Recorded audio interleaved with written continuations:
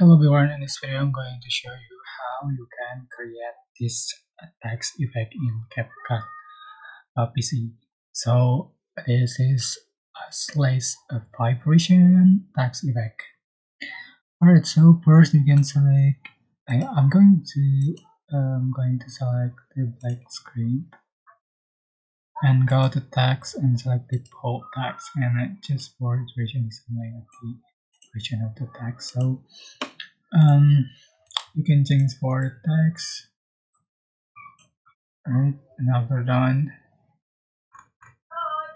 you are just going to select the clips and right click and create component clip.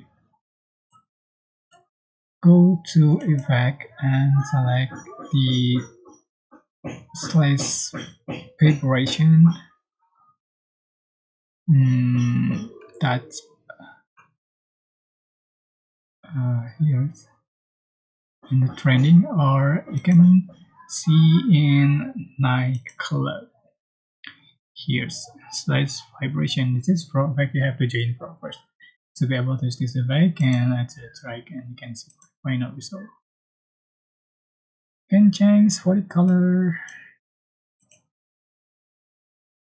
strength, glow, size, and that's it.